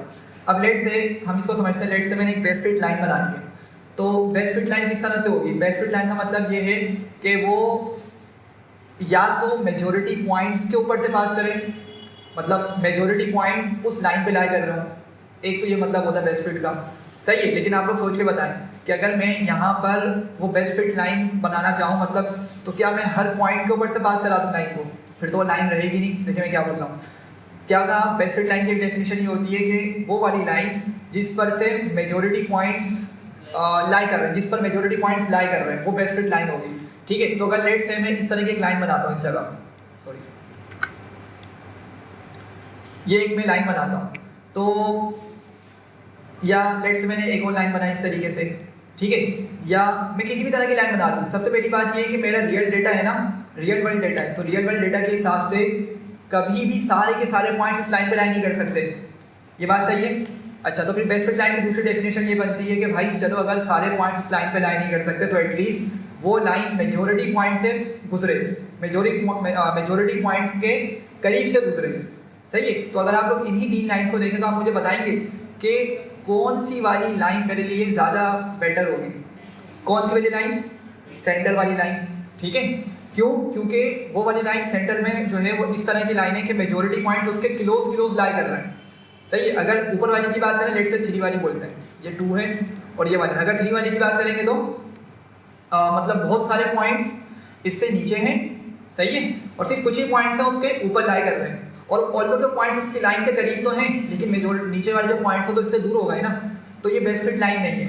सिमिलरली 1 वाली लाइन भी नहीं है इसी वजह से, तो 2 वाली लाइन जो है वो बेस्ट फिट है। अच्छा, अब हो क्या रहा है कि ये बात हमने तो समझ ली, ये बात हमने तो समझ ली, हमारी आंखें हमने देख लिया, सही है। मॉडल की आंखें तो है नहीं, मॉडल की आंखें नहीं है, तो किस तरह से आइडेंटिफाई करेगा? वो बेसिकली एरर कैलकुलेट करता है। मॉडल क्या करता है? एरर कैलकुलेट करता है। मेरी बात समझ रहे हैं भाई? बेस्ट फिट लाइन हमने इजीली समझ ली, ठीक है, लेकिन मॉडल किस तरह समझता है? मॉडल इस तरह समझता है कि मॉडल हर लाइन के हिसाब से ना डिफरेंट लाइन्स बनाता है। तो हमने सिर्फ 3 लाइन बनाई है, हो सकता है कि वो 500 के करीब लाइन्स बना के देख रहा हो डेटा पे, सही है, 500 या इससे भी ऊपर की, यानी इससे भी नीचे की लाइन्स बना के देख रहा हो। ठीक है, मतलब डेटा के अंदर रैंडम क्या कर रहा है, बहुत सारी लाइन्स को ड्रॉ करता जा रहा है, और वो क्या करेगा, हर लाइन के हिसाब से एरर कैलकुलेट करेगा। सही है, एरर कैलकुलेट करेगा, और एरर में ये देखेगा कि भाई सारे जो पॉइंट्स है ना हमारे, ये जो मतलब ये जो लाइन है, लेट से 1 वाली लाइन की अगर बात करते हैं, तो एरर किस तरह से देखेगा? वो देखेगा, लेट से वो इस जगह पे खड़ा हुआ है, इस पॉइंट पे खड़ा हुआ है, इस 1 वाली लाइन के हिसाब से देखें, उसने इस वाले पॉइंट का हमारी लाइन तक का डिस्टेंस निकाला, सही है, और उसको मतलब इसी तरीके से क्या किया, हर पॉइंट का इस लाइन तक का डिस्टेंस निकाला और सबको सम करने स्टार्ट कर दिया। ठीक है, ऊपर सारे ऊपर वाले पॉइंट्स को भी हमारी लाइन तक लेकर आता है। इमेजिन करें सिर्फ 1 वाली लाइन की बात कर रहा हूँ मैं, फर्स्ट वाली लाइन की बात कर रहा हूँ, तो इसने नीचे वाले पॉइंट के साथ भी क्या किया, यही वाला बिहेवियर अपनाया कि तमाम पॉइंट्स का अपनी जो उसने लाइन कंसिडर की हुई है अभी करंटली, उस तक का डिस्टेंस कैलकुलेट किया या वैल्यू निकाली। ठीक, और आपको आइडिया कि आप इसकी वैल्यू निकाल सकते हैं यहाँ वाई एक्सिस से। लेट से आ रही है, हमें पता चल रही है वैल्यू 80 के करीब पता चल रही है, 80,000 की वैल्यू आ रही है। अच्छा, फिर क्या करेगा, सिमिलरली ये काम करेगा ऊपर वाले पॉइंट्स के लिए भी, तो यहाँ से इस लाइन तक का एक लाइन ड्रॉप कर देगा। सिमिलरली हर पॉइंट के हिसाब से हमारी जो कंसिडर्ड लाइन है उस तक के पॉइंट्स को ड्रॉप करेगा और वैल्यूज़ को निकाल कर सम करता रहेगा। यहाँ तक बात समझ आ रही है? ठीक है, एरर के डिफरेंट टाइप्स होती है, लेकिन अभी सबसे सिंपल वाला एरर हम डिस्कस कर रहे हैं। तो क्या करेगा, हर पॉइंट का लाइन तक के डिस्टेंस कैलकुलेट करके उनको सम कर देगा, सही है, और इसी तरह का बिहेवियर अपनाएगा जितनी भी लाइन्स बना रहा हूँ सबके लिए। अब लेट से अभी तो मैंने 3 बनाई है, अगर मॉडल लेट से 100 लाइन्स बनाता है, मॉडल अगर 100 के करीब लाइन्स बनाता है, तो क्या होगा, वो उन तमाम 100 लाइन्स का जो एरर कैलकुलेट कर रहा है उसका सम अपने पास रखेगा, और जहाँ उसको पता चलेगा कि भाई मेरी फला लाइन के लिए जो एरर है वो बहुत कम मिल रहा है, उस लाइन को बेस्ट फिट लाइन मान लेता है। समझ पा रहे हैं बात को? बात यहाँ से स्टार्ट हुई थी कि भाई हम तो देख पा रहे हैं कि हमारी जो बेस्ट फिट लाइन है वो 2 पर है, और क्यों है वो? क्योंकि वो एक सेंटर से गुजर रही है, और सेंटर से गुजरने का मकसद ये है कि ऑलमोस्ट राइट पर और लेफ्ट पर जो पॉइंट्स है वो करीब हैं, ठीक है, इक्वल हैं या करीब लाई कर रहे हैं लाइन से, हमने देख लिया। मॉडल नहीं देख पा रहा, तो मॉडल किस तरह से डिसाइड करेगा इस चीज़ को? मॉडल इस तरह से डिसाइड करेगा कि हर पॉइंट का हमारी उस लाइन तक का डिस्टेंस कैलकुलेट करेगा, ठीक है, जो कि बेसिकली एरर है। मैं बता दूं किस तरह से एरर है, और क्या करेगा, उन तमाम वैल्यूज़ को सम करके अपने पास एक जगह मतलब रेफरेंस में रखेगा, याद रखेगा, और हर लाइन के साथ यही बिहेवियर अपनाएगा। और जब वो देखेगा अच्छा भाई उसने 100 के करीब लाइन्स बनाई है, या जितनी मैक्सिमम लाइन बन सकती थी, हो सकता है 1000 के करीब लाइन्स बने, तो उन 1000 लाइंस में से कौन सी वाली लाइन का सबसे मिनिमम उसको एरर देखने को मिल रहा है, वो क्या होगा हमारा, वो बेस्ट फिट लाइन कंसिडर कर लेगा। सही है। अच्छा, अब एक चीज़ आप लोगों ने पूछी नहीं, मेरे माइंड में नहीं रही कि एरर क्या है, एरर किस तरीके से बोल रहे हैं। देखें, अब बात को समझें। ये जो पॉइंट है आपका, इस पॉइंट को ज़रा फोकस करें। हाँ चलें, इस पॉइंट को फोकस करें। लेट से इस पॉइंट की जो एक्चुअल वैल्यू है ना, वो बनती है कितनी है ये, 100 ना, लेट से 150 बनती है, सेंटर पे आ रही है, 150,000 का पूरे साल का पैकेज लग रहा है उसका। सही है। तो इस पॉइंट की एक्चुअल वैल्यू कितनी है भाई, 150,000। समझ पा रहे हैं बात को। ऑफ कोर्स इसकी यहाँ पे कुछ CGPA भी होगी। चलिए लेट से इसकी CGPA आ रही है यहाँ पे 5.9, और इस 5.9 पे उसका जो पैकेज लग रहा है वो कितना लग रहा है, 150,000 का उसका पैकेज लग रहा है पूरे साल का। सही है। अच्छा, लेकिन जो मेरा मॉडल है अभी, बेस्ट फिट लाइन किसकी है, बेस्ट फिट लाइन 2 वाली है मेरी। मेरा मॉडल, अगर मैं मॉडल से बोलूँ, मुझे बताओ कि अगर एक बंदा जिसकी CGPA 5.9 हो तो उसका कितना सैलरी पैकेज लगेगा, तो मुझे क्या वैल्यू बताएगा मेरा मॉडल, देख के बताएं जरा सब, ग्राफ में देखो, बताएं क्या मुझे वैल्यू प्रोवाइड करेगा। ये मेरे पास 5.9 है, इस पॉइंट की बात कर रहा हूँ मैं, ठीक है। इसकी एक्चुअल वैल्यू 150,000 हमें डेटा में देखने को मिल रही है। लेकिन अगर मैं मॉडल से प्रिडिक्ट करने का बोलूँ तो मॉडल क्या करेगा, मुझे किस हिसाब से बताएगा, एग्जैक्टली वो क्या करेगा, वो इस पॉइंट से लेकर जो बेस्ट फिट लाइन बनाई है ना उसने, वहां तक के जाएगा। तो ये चला और यहाँ पर पहुंच गया बेस्ट फिट लाइन तक, ठीक है। एक सीधी लाइन बनाएगा जो उसने बेस्ट फिट लाइन बनाई है, और इस लाइन के हिसाब से क्या करेगा, अब वो आएगा y पर, तो ये 200,000 से ऊपर की वैल्यू बता रहा है, ठीक है। मतलब अभी तो खैर मैंने एक रैंडम लाइन बनाई है, लेकिन मॉडल इस तरीके से काम कर रहा होगा। सही है। तो अब एरर यहाँ पे आपको देखने को मिलेगा, मेरा जो एक्चुअल डेटा है वो बताता है कि 150,000 का है। हाँ, तो मॉडल क्या करेगा, मॉडल ने असल में जो लाइन बनाई है ना, मॉडल इसी लाइन की मदद से प्रिडिक्शन कर रहा होता है। असल पॉइंट समझाने का ये है। सही है। बेस्ट फिट लाइन क्यों बनाता है मॉडल, ताकि वो इसी लाइन को यूज़ करते हुए हमें प्रिडिक्शन प्रोवाइड कर सके। सही है। तो अब लेट से यही लाइन तो आपके लिए यूज़फुल होगी या मॉडल के लिए यूज़फुल होगी। अब लेट से कोई एक ऐसा डेटा जो हमारे मॉडल में मतलब टेस्टिंग या ट्रेनिंग में मौजूद ही नहीं था। लेट से कोई एक ऐसी CGPA वाला बंदा जो ट्रेनिंग वाले डेटा सेट में मौजूद ही नहीं था, ठीक है। लेट से 1.31 एक बंदा आ गया, उसकी ट्रेनिंग का कोई जिक्र नहीं था। सही है। लेकिन मॉडल ने अगर ये लाइन बनाई हुई है तो मॉडल कैपेबल है कि हमें इस 1.31 CGPA के अगेंस्ट भी प्रिडिक्शन करके दे सके। तो क्या करेगा वो, सिंपल यहाँ पर कहीं आएगा 1.31 के हिसाब से, वो जाएगा बेस्ट फिट लाइन के हिसाब, बेस्ट फिट लाइन पर, और फिर वहाँ पे जाने के बाद यहाँ से y एक्सिस पर आएगा और हमें यहाँ वाली वैल्यू को बता देगा कि भाई ये वाली वैल्यू इतनी बनती है। समझ पा रहे हैं बात को। तो दोबारा से एक मरतबा बता दो, इसको समझें, क्योंकि आपके पास मेजोरिटी कॉन्सेप्ट इसी तरह से चल रहे होते हैं मशीन लर्निंग के अंदर। मॉडल क्या करता है, सबसे पहले डेटा को समझता है, डेटा को समझने के बाद क्या करता है, अभी 2 डायमेंशनल डेटा की बात हो रही है। सही है। तो क्या करेगा, वो एक स्कैटर प्लॉट पे एक बेस्ट फिट लाइन बनाने की कोशिश करता है। सही है। वो बेस्ट फिट लाइन बनाना क्यों चाह रहा है, क्या फ़ायदा होगा उसका, उसका फ़ायदा ये होगा कि जब हम उसको प्रिडिक्शन करवाने के लिए इस्तेमाल करेंगे तो इसी लाइन की मदद से वो प्रिडिक्शन करके हमें डेटा प्रोवाइड कर देगा। सही है। तो बेस्ट फिट लाइन किस तरह बनाता है वो डिफरेंट लाइंस को पहले बनाता है, रैंडम लाइंस बनाता है बिल्कुल, और सबके एरर्स को अपने पास कैलकुलेट करता रहता है। तो जिस लाइन का भी सबसे मिनिमम उसको एरर मिलता है वो उसी लाइन को क्या बोल देता है, बेस्ट फिट लाइन कंसीडर कर लेता है, और उसी लाइन की मदद से हमें फर्दर आंसर्स प्रोवाइड कर रहा होता है। सही है यहाँ तक। अच्छा, अब होता क्या है कि अगर मैं इस मॉडल से बोलूँ, अच्छा जो तुमने बेस्ट फिट लाइन बनाई है ना, उसके मुझे पैरामीटर्स बताओ, उसके मुझे कोफिशिएंट्स बताओ, उसके मुझे कांस्टेंट्स बताओ। सही है। तो बता देगा। अब क्या मतलब है इसका, चले आप लोग हम सब ने कुछ बेसिक ये पढ़ी होती है, इक्वेशन ऑफ लाइन।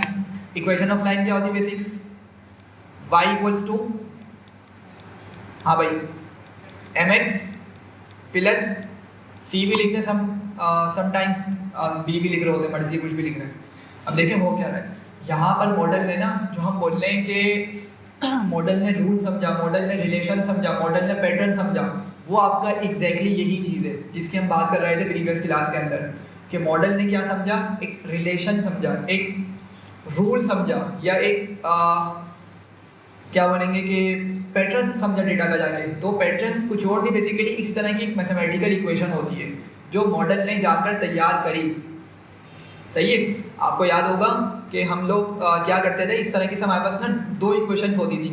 मैं दिखा देता हूँ, शायद ये अलजेब्रा में हम लोग पढ़ते थे मैथमेटिक्स के अंदर कि एक इक्वेशन है, लेट से y equals to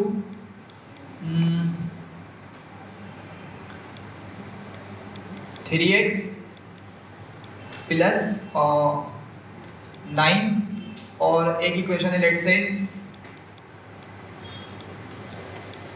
10y equals to minus का 11x प्लस 20। लेट से ये एक इक्वेशन लिखी हुई है, ठीक है। तो हम क्या करते थे, इसको सिंप्लीफाई करके x और y की वैल्यूज निकालते थे। एक तो ये कॉन्सेप्ट होता था, ठीक है। एक कॉन्सेप्ट ये होता था, हम इसको ग्राफ में पढ़ते थे कि हमारे पास ये फर्स्ट ईयर की मैथमेटिक्स की बात हो रही है कि इक्वेशंस का ना डेटा होता था। लाइक हमें स्लोप दे दिया, हमें बोला गया कि m की जो वैल्यू है ना वो लेट से 3 है। क्या है, 3 है, और एक पॉइंट है और वो पॉइंट है लेट से 3,9 है। तो आपने क्या करना है, इसकी मदद से कोई दूसरी चीज़ मालूम करनी है। आपको मालूम है कि स्लोप का एक फॉर्मूला होता था, हमने पढ़ा हुआ है, m equals to I think y2 minus y1 over x2 minus x1 होता था, y2 minus y1 over x2 minus x1। सही है, तो हमने क्या करना है, एक इक्वेशन ऑफ लाइन बनानी है। ये हमें मतलब डिटेल प्रोवाइड कर दी और हमने क्या करना है, इसकी मदद से एक लाइन बनानी है। तो उतनी डिटेल मैथमेटिक्स में नहीं जा रहे, मेरे माइंड में सारे कॉन्सेप्ट्स नहीं बैठे हुए फिलहाल, लेकिन हम इस तरह की चीज़ों को इस्तेमाल करते हुए हम इक्वेशन बना लिया करते थे लाइन्स की, ठीक है। फर्स्ट ईयर का चैप्टर है ये, आई थिंक चैप्टर 3 है। तो इस तरह के हमने क्वेश्चन सॉल्व किए हुए और हम क्या करते थे, इंडियन जाके अपनी इक्वेशन को बना लिया करते थे। तो अभी वो जो इक्वेशन है हमारे पास वो क्या है, y इक्वल्स टू लाइन की इक्वेशन mx प्लस c।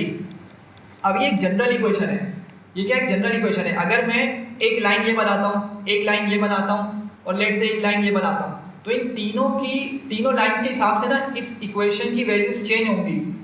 सही है, तीनों की जो वैल्यूज हैं, मतलब तीनों इक्वेशंस के हिसाब से जो इक्वेशन बनेगी, तीनों लाइंस के हिसाब से इक्वेशन बनेगी, बिल्कुल डिफरेंट होंगी ये, ठीक है। अगर इस वाले लाइन के हिसाब से बात करें तो मेरा m क्या होगा, नेगेटिव आएगा, ठीक है। और जबकि इन दोनों के हिसाब से बात करें तो पॉजिटिव आएगा, ठीक। लेकिन यहाँ पर थोड़ी कम वैल्यू होगी इस लाइन के लिए। अब क्या होगी उसको डिस्कस नहीं कर रहे हैं, यहाँ पे थोड़ी कम वैल्यू होगी। यहाँ पे क्या है, ये लाइन का स्लोप ज़्यादा है, स्टीपर लाइन है, तो इसलिए इसकी यहाँ पे स्लोप की वैल्यू ज़्यादा होगी। और ये c क्या होता था, हाँ भाई c क्या होता था, y इंटरसेप्ट होता है ये, कि मेरी ये लाइन y को कहाँ पे टच करेगी, कहाँ पे y को इंटरसेक्ट करेगी। तो अगर मैं इस लाइन को थोड़ा एक्सटेंड कर दूँ, मे बी के नीचे कहीं जाके ये नेगेटिव वाली जगह पे y को क्रॉस कर दे, इंटरसेक्ट कर दे। सिमिलरली ये लाइन तो यहीं पे क्रॉस कर देगी। तो ये जो आपके पास y वाली जगह इंटरसेप्ट हो रही है, y वाली एक्सिस इंटरसेप्ट हो रहा है, इसको हम क्या बोलते हैं, c बोलते हैं। इसको क्या नाम देते हैं, c का। और इस लाइन का जो स्लोप है, मतलब किसी भी लाइन को कंसीडर कर लें, इस लाइन का जो स्लोप है वो क्या कहलाएगा, हमारा m कहलाएगा। तो मेरे मॉडल ने क्या किया, मेरे मॉडल ने डिफरेंट लाइंस बनाई। डिफरेंट लाइंस को सबसे पहले तो उसने क्लासीफाई किया कि कौन सी बेस्ट फिट लाइन है, और आप समझ चुके हैं कि उसने एरर के बिहाफ पे वो डिसाइड किया, बेस्ट फिट लाइन निकाल ली। अब जब उसने बेस्ट फिट लाइन निकाल ली तो वो क्या करेगा, वो फिर उसकी एक इक्वेशन बनाएगा। क्या करेगा, उसकी इक्वेशन बनाएगा, ठीक है। और इक्वेशन क्या होगी, अभी सिंपल है, हमारे पास डेटा 2 डायमेंशनल डेटा है, एक CGP और एक पेजिज, सिर्फ 2 डायमेंशन है उसकी, 2 फीचर्स हैं। तो क्या करेगा, इस तरह की बाकायदा इक्वेशन बनाएगा, y equals to mx plus c। और हमें क्या बताएगा कि भाई जो उसने बेस्ट फिट लाइन बनाई है उसका स्लोप बता देगा, अभी हम निकालते हैं, और उसका हमें इंटरसेप्ट भी बता देगा। समझ पा रहे हैं बात को। तो अगर हम चाहें, हम इसी इक्वेशन का यूज़ करके खुद से भी प्रेडिक्शन करवा सकते हैं। सही है, तो असल जो चीज़ थी ना, रिलेशन निकालना, वो ये निकाल के दे चुका है हमें। इस मॉडल ने खुद से बेस्ट फिट लाइन बनाई और हमें क्या किया, वो रिलेशन निकाल के दे दिया। तो मैं आपको पहले दिखाता हूँ कि वो क्या रिलेशन है। अच्छा, जो मेरे मॉडल ने लर्न किया है वो कहाँ पर सेव हुआ है, मेरे पास LR के अंदर उसकी लर्निंग हुई हुई है। LR हमने जो ऑब्जेक्ट बनाया था उसमें उसकी लर्निंग हुई हुई है। तो मैं अगर इसको बोलूँ कि ज़रा LR पे जाओ, मतलब लीनियर रिग्रेशन का यूज़ करते हुए मुझे बताओ कोफिशिएंट्स। हाँ, ये m क्या कहलाता है आपका, कोफिशिएंट्स कहलाता है, ठीक है। कोफिशिएंट पता है ना क्या होते हैं, किसी भी वेरिएबल के साथ जो कोई नंबर लिखा था वो क्या कहलाता है, कोफिशिएंट। लेट से 3 के साथ 3x लिखा हुआ है या प्लस 4y² लिखा हुआ है, तो ये क्या है आपके वेरिएबल के साथ जो भी नंबर लिखा हुआ होता है आपका वो कोफिशिएंट कहलाता है, और सिंपल अगर नंबर हुआ तो वो क्या होगा, वो कांस्टेंट होता है। तो मैं इसको बोल रहा हूँ कि तेरा कोफिशिएंट बताओ, और सिंस हमारा डेटा किस तरह का है भाई, 2 डायमेंशनल डेटा है, तो कितने कोफिशिएंट बताएगा ये, एक ही बताएगा, कोफिशिएंट एक बताएगा। कोफिशिएंट मतलब m की बात कर रहा हूँ, m स्लोप क्या होगा, एक ही लाइन है तो आपको क्या बताएगा, एक ही वैल्यू बताएगा। तो अगर मैं इसको एग्जीक्यूट करूँ तो मुझे क्या बता रहा है कि वो जो m वाली वैल्यू वो कितनी है, 0.58924 है। तो मैं एक काम करता हूँ, मैं इस इक्वेशन को खुद से बनाता हूँ। मैं लिखता हूँ यहाँ पर L R dot coefficient times x, ठीक है, जो हमारी इक्वेशन अभी हम बात कर रहे थे। अगर आप चाहें तो इसको सेव कर लें पहले m के अंदर। आई थिंक इसको ये लिखना पड़ेगा 0 अंदर से वैल्यू निकालने के लिए, और एक और 0 आएगा शायद, हाँ अब ये आ गया, ठीक है। तो लेट्स से इसको मैं उठा के किसमें सेव कर देता हूँ, m में। पहले वो नंबर एरर दे रहा था, ठीक है, तो मैंने इसको इस तरीके से निकाल लिया, और अब मैं अगर चाहूँ तो यहाँ पे इक्वेशन बना के लिख सकता हूँ m टाइम्स x, ठीक है, और x में मेरे पास कोई भी नंबर आ सकता है, अभी हम देखते हैं इसको, और प्लस क्या होगा, हाँ भाई c, तो c भी मैं निकालूंगा, उसको बोलूँगा एल आर डॉट इंटरसेप्ट, कि मुझे इंटरसेप्ट भी बता दो उस लाइन में जो तुमने बेस्ट फिट कंसीडर की है, तो उसका इंटरसेप्ट ये बता रहा है। तो मैं इसको अगेन इंडेक्सिंग करके इसको मैं c में सेव कर देता हूँ, c इक्वल्स टू, और अगर मैं यहाँ पे लिखूँ c, और अगर मैं लेफ्ट पे लिखूँ y, तो मेरे पास क्या बन चुकी है, पूरी मेरी इक्वेशन ऑफ लाइन बन चुकी है। और अगर मैं चाहूँ तो इसको इस्तेमाल करके बिल्कुल वही वाली प्रेडिक्शन निकाल सकता हूँ जो मेरा मॉडल प्रेडिक्शन निकाल के दे रहा है। मेरी बात समझ पा रहे हैं? मैं करके दिखाता हूँ एक सिनेरियो। मैं लेट से भी y को यहाँ से हटाता हूँ फिलहाल के लिए, मैं प्रिंट करता हूँ और मैं बोलता हूँ लेट से अभी हमने ऊपर कितनी CGPA डाली थी, 3.4, इसी को मैं इसको प्रोवाइड करता हूँ। मैं बोलता हूँ यहाँ पर कि x की जगह क्या रखो, 3.4 रखो, और मुझे इसका आंसर बताओ, ठीक है। तो एग्जीक्यूट करने में क्या बता रहा है मुझे, 0.8738, ऊपर क्या बता रहा था, 0.8738, सेम आंसर दे रहा है। तो इस तरीके से मॉडल क्या करता है, हमें प्रेडिक्शन निकाल के देता है, ठीक है। तो अगर इसको समराइज करें, क्या करता है मॉडल के, सबसे पहले डेटा पे जाके बेस्ट फिट लाइन बनाता है, ठीक है। अच्छा 2 डायमेंशन डेटा है ना, तो आसान है समझना। 3 डायमेंशन होगा, 4 डायमेंशन होगा तो हम उसको विजुअलाइज नहीं कर सकते। 3 डायमेंशन तक की तो बात फिर भी समझ आती है, क्योंकि 3 डायमेंशन हमारे पास ग्राफ एग्जिस्ट करते हैं, ठीक है। 4 डायमेंशन हम खुद देख ही नहीं सकते, सिर्फ उसको इमेजिन कर सकते हैं, सही है। लेकिन वो फिनोमेना यही चला रहा होता है कि अगर हमने उसको 3 या 4 कॉलम्स अगर हमने उसको दे दिए तो क्या करेगा, वो बिल्कुल इक्वेशन इसी तरीके से बनाएगा, ठीक है। लेकिन हम उसको ग्राफ पे प्लॉट नहीं कर सकते, इसको प्लॉट कर सकते हैं। अब इसको प्लॉट करेंगे तो पॉइंट क्या बता रहा था कि मॉडल सबसे पहले बेस्ट फिट लाइन बनाएगा। बेस्ट फिट लाइन किस तरह से डिसाइड होगी, एरर के बिहाफ पे, जहाँ पे एरर का मिल रहा होगा वो बेस्ट फिट लाइन हो गई, ठीक है। और उस बेस्ट फिट लाइन की मदद से फिर क्या करेगा, जाकर ये स्लोप और उसका इंटरसेप्ट कैलकुलेट कर लेगा और अपने पास स्टोर कर लेगा। और अगर हम चाहें तो उन स्लोप्स और इंटरसेप्ट को यूज़ करके खुद से भी ये वाला काम करवा सकते हैं जो मॉडल हमें करके दे रहा है, सही है। तो ये वो रूल है, ये वो आपका फंक्शन है जो मॉडल डेटा के अंदर जाके समझने की कोशिश करता है। क्लियर है यहाँ तक? अच्छा मुझे बताएं आप में से किस किस को समझ नहीं आया, हम क्या पढ़ रहे हैं, मुश्किल लग रहा है, आसान लग रहा है, क्या है बताएं जरा जी। मुश्किल है, देखिए नई है, न्यू लाइब्रेरी ना, हमेशा ऐसा होता है जब न्यू लाइब्रेरी फर्स्ट टाइम पढ़ना स्टार्ट करते हैं ना, तो शुरू की 2-3 क्लासेस तो मुश्किल जाती हैं, नंपाई पांडास हर जगह इसी हुआ हुआ, ये मैं मानता हूँ। लेकिन अगर बात समझ आ पा रही तो रिवीजन करेंगे तो इंशाल्लाह सही हो जाएगा। हाँ ऐसी चीज़ के समझ ही नहीं आ रही, अभी तक हमने से कोई डिस्कस करी नहीं है चीज़, आगे आएगी कन्फ्यूजन मैट्रिक्स कहलाता है। तो कन्फ्यूजन मैट्रिक्स नाम से ही समझ आ रहा होगा कि कन्फ्यूजन क्रिएट करेगा, लेकिन हम पढ़ेंगे इंशाल्लाह इसको अच्छे से कि कन्फ्यूजन ख़त्म हो जाएगी अगर समझ लिया उसको उसी टाइम पे। लेकिन वो चीज़ जब आएगी ना तो समझने में थोड़ा सा मुश्किल होता है, लेकिन अगर समझ आ रहा है तो इंशाल्लाह 3-4 क्लासेस गुजरेंगी ना, खुद आप लोग सही से चीज़ों को पिक करना स्टार्ट कर देंगे, सही है। और अगर कोई क्वेश्चन है तो आप मालूम कर सकते हैं, बिल्कुल बगैर समझे नहीं जाने दिएगा, क्योंकि मशीन लर्निंग जो हम पढ़ रहे हैं ना यही इसके कोर फंडामेंटल्स हैं। मतलब ओवरऑल मशीन लर्निंग यही कॉन्सेप्ट पे चल रही है कि किस तरीके से मॉडल जाके एक रिलेशन निकालेगा, फंक्शन समझेगा, इनपुट की भी हाफ पे आउटपुट को निकाल के बताएगा, सारा यही चीज़ चलेगा, हर चीज़ के अंदर यही चीज़, मतलब हर एल्गोरिथम के अंदर यही इसका पीछे बैकएंड का फिनोमेना चल रहा है। सही है। तो एक पॉइंट यहाँ पे डिस्कस करना है मुझे कि ये डेटा था मेरे पास, मैं बल्कि एक काम करता हूँ, मेरे पास डेटा था जॉब्स के अंदर, मैं जॉब्स के अंदर से लेट से हेड करके टॉप के 20 रिकॉर्ड्स निकाल लेता हूँ। सही, टॉप के 20 रिकॉर्ड्स आ रहे हैं। अब यहाँ पर आप सवाल कर सकते थे मुझसे, और सवाल करेंगे तो मुझे पता चलेगा। समटाइम्स मेरे माइंड में खुद भी नहीं रह पाता कि मुझे बतानी चाहिए थी वाली चीज़। अभी वैसे मैंने सवाल पूछा तो मेरे माइंड में आया कि मशीन इस डेटा से क्या समझ रही है।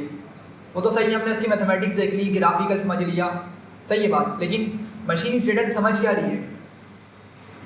हाँ भाई, सिंपल सा क्वेश्चन है। मशीन, मैंने उसको मशीन को डेटा दे दिया, पूरा ये ट्रेन वाला डेटा पूरा दे दिया मैंने उसको, तो मशीन इस डेटा में जाके समझ क्या रही है, असल ये सवाल है जी। वो तो सही है, रिलेशन समझ रही है, ये कर रही है, लेकिन अगर हम सिंपल अल्फाज में इसको और अच्छे से एक्सप्लेन करना चाहें तो क्या बात बनेगी इसकी, क्या आंसर होगा?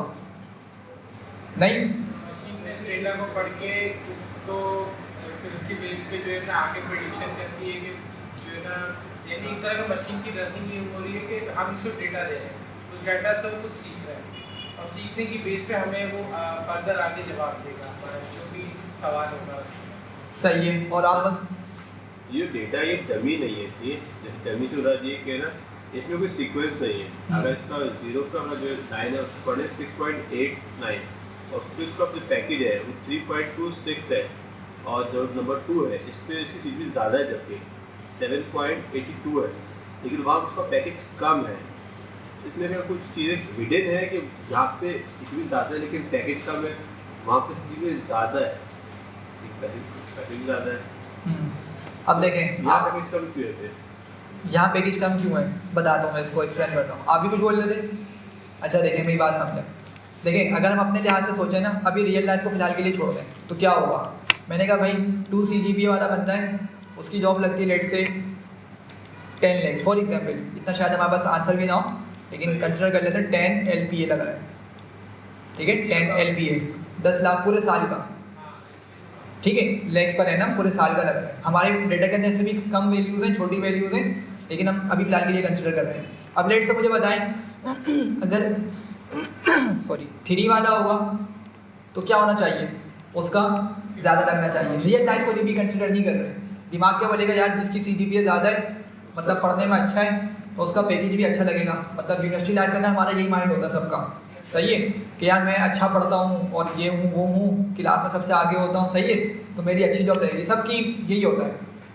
तो लेट से इसका कितना पैकेज लगेगा, इससे तो ऊपर ही लगना चाहिए, ठीक है। लेट से हम 12 बोल देते हैं इसको, 12 LPA लेक्स पर एनम, ठीक है। अच्छा, अब अगर आपसे बोलूँ, मुझे बताएं कि 3.4 वाला और 4 वाला, इनके भी क्या लगेंगे, इनके और ज़्यादा होंगे, सही है।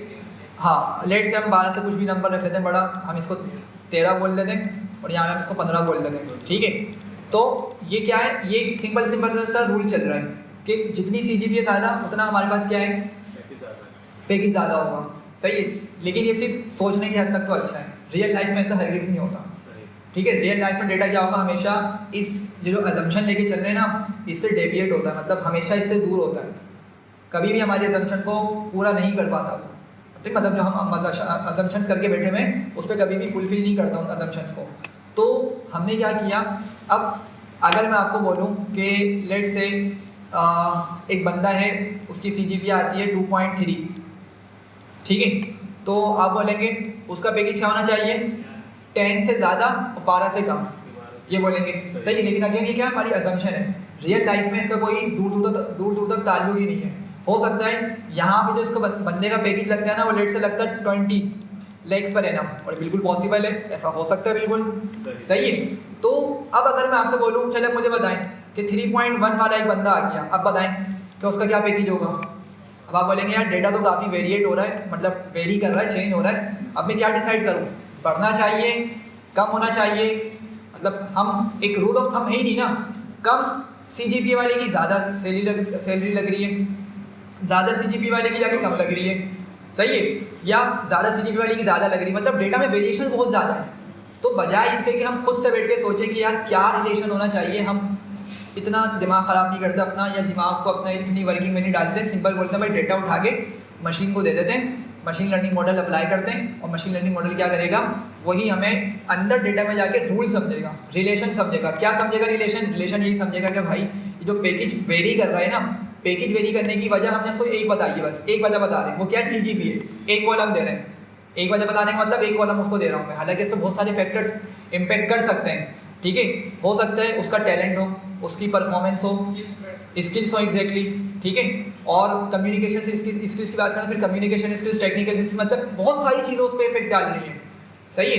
तो हम खुद से यहाँ पे माइंड लगाने के बजाय, ब्रेनस्टॉर्मिंग करने के बजाय हम बोलते हैं भाई सारी चीज़ें उठा के दे दो मॉडल को, और मॉडल खुद समझ लेगा, और क्या करेगा, खुद समझ के ब्लाइंडली आंसर नहीं करेगा, वो रूल के थ्रू समझेगा, रूल, और रूल क्या फंक्शन है। अब लेट से मैं आपको यहाँ एक चीज़ बताऊँ, अगर बल्कि हमने इसको शायद पहले भी डिस्कस किया था कि फंक्शन जब भी पढ़ाया जाता है ना मैथमेटिक्स में, इस तरीके से आपको बताया जाता है कि भाई लेट से एक नंबर है 2 और इसका आउटपुट आता है, इसका आंसर आता है 1 मिनट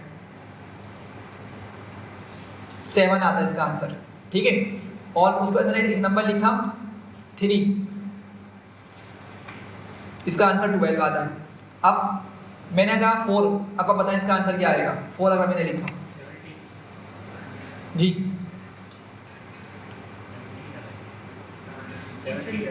17 आएगा। चलो मैं आपको एक और हिंट देता हूँ, आप लोग 4 का सोचे, मैं 5 का बताता हूँ।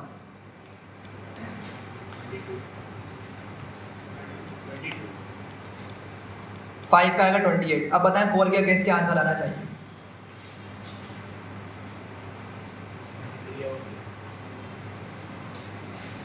जी 30 90 कैसे? हाँ देखें, समझ लिया रूल, एक मशीन लर्निंग मॉडल सामने आ गया, सही है। क्या नाम है इस मशीन लर्निंग मॉडल का? हस्साम वसाफ, ठीक है, सही है। अच्छा अगेन ये सिंपल सा रूल है, ये तो सिंपल सा रूल है, ये रूल ऑफ थंब बन गया है, समझ रहे हैं। अगर मैं आपको बोलूँ, आपने इसका रिलेशन समझ लिया कि पहले क्या करेगा, ये उस नंबर का स्क्वायर करेगा, तो मैं लिख देता हूँ n स्क्वायर या x स्क्वायर कर देते हैं, x स्क्वायर प्लस 3, ज़रा आप इसको लगाएं, हर नंबर पर इसको अप्लाई करें। 2 का स्क्वायर 4, 4 प्लस 3 7, 3 का स्क्वायर 9, 9 प्लस 3 12, ठीक है। 4 का स्क्वायर 16, 16 प्लस 3 19, और 5 का स्क्वायर 25 और प्लस 3 28। आ गया रूल ऑफ थंब, मतलब ये रूल आपका निकल के आ गया। लेकिन अगेन रियल लाइफ में अंदर मेरा इतना सिंपल रूल नहीं होता, ये तो हमने एक रूल समझ लिया ना, अब ये फिक्स हो गया, हर नंबर के लिए ये रहेगा। ऐसा नहीं हो सकता अगर मैं छोटा नंबर लिख दूँ 1 या 0.1 तो उसके लिए चेंज हो जाएगा, बड़ा नंबर लिखूँ तो चेंज हो जाएगा, नहीं, अब ये फिक्स हो गया। लेकिन रियल लाइफ के अंदर ये रूल सेम नहीं रहता, तो इसलिए हमें क्या देखने को मिलता है, हमें कोफिशिएंट्स देखने को मिलते हैं। जो m की बात कर रहा था ना मैं, m हर चीज़ का ना एक वेटेज रखा जाता है, हर कॉलम का एक वेटेज रखा जाता है कि ये जो मेरा कॉलम है ये आउटपुट वाले कॉलम पर इतना इफेक्ट डाल रहा है, सही है। वो वेटेज हमारा क्या होता है, बेसिकली उसको हम m बोल रहे होते हैं, स्लोप जिसका भी हमने कहा, सही है। तो अगेन उसी पॉइंट पे जाऊंगा कि मॉडल क्या समझ रहा है इस डेटा से, इस डेटा से ये समझ रहा है कि भाई CGPA किस तरह से चेंज हो रही है, वो किस तरीके से मेरे पैकेज वाले कॉलम पर इफेक्ट डाल रही है। CGPA का चेंज होना किस तरीके से मेरे पैकेज वाले कॉलम पर इफेक्ट डाल रहा है। अब इतना सिंपल सा रिलेशन तो वो खुद भी समझ चुका होगा, CGPA कम होती है तो पैकेज कम हो रहा है, इस तरह डेटा में देखने को मिलेगा, ठीक है। CGPA बढ़ती है, पैकेज बढ़ रहा है, ये उसको दिख के समझ आ जाएगा। लेकिन उसको बहुत सारा डेटा ऐसा भी मिलेगा जो उसके अपोजिट जा रहा होगा, सही है। तो क्या करेगा वो, इसी वजह से इसका ना एक पैरामीटर डिफाइन करेगा, मतलब कोफिशिएंट डिसाइड करेगा कि इसका कोफिशिएंट क्या होना चाहिए। और वो कोफिशिएंट किस तरह से निकलेगा, वो आपका निकलेगा बेस्ट फिट लाइन की मदद से, जो हमने अभी ऊपर पढ़ा कि वो क्या करेगा, सबसे पहले बेस्ट फिट लाइन बनाने की कोशिश करेगा हमारे पास, और बेस्ट फिट लाइन को डिसाइड करेगा एरर के भी हाफ पे, जिस लाइन का एरर सबसे कम होगा बेस्ट फिट लाइन वो होगी। और अगर उसने एक मरतबा लाइन बना ली फिर तो सिंपल है, आप इस लाइन पे कहीं भी खड़े होकर 2 पॉइंट ले लें। लेट्स आपने एक यहाँ का पॉइंट ले लिया और आपने एक यहाँ का पॉइंट ले लिया, ठीक है। इस पॉइंट के अगेंस्ट क्या होगा, आपके पास एक x होगा और क्या होगा, एक y होगा, और इस पॉइंट के अगेंस्ट भी आपके पास एक x होगा और एक y होगा, ठीक है। लेट्स मैं इसको बोल देता हूँ x1, इसको बोल देता हूँ x2, इसको बोलता हूँ y1 और इसको बोलता हूँ y2। आपको मालूम है स्लोप का फॉर्मूला क्या होता है, अभी हमने डिस्कस किया था y2 - y1 over x2 minus x1, ठीक है। आप बस क्या करेंगे, इन वैल्यूज़ को उठा के अपने फॉर्मूले में रखेंगे और आपका m निकल जाएगा, सही है। तो ये सारी कैलकुलेशन हमें करके दे रहा है प्रॉपर तरीके से, सही है। स्लोप आ गया, और जब स्लोप आया तो इससे क्या पता चल रहा है, स्लोप बेसिकली यहाँ पे बता रहा है कि वेटेज कितना है, मेरा CGP वाला कॉलम कितना ज़्यादा इफेक्ट डाल रहा है आउटपुट वाले कॉलम पर, सही है, कितना ज़्यादा इफेक्ट डाल रहा है, सही है। तो इक्वेशन क्या बन जाएगी, लेट से y इक्वल्स टू, अभी हमारे हिसाब से क्या निकाला था हमने, उसका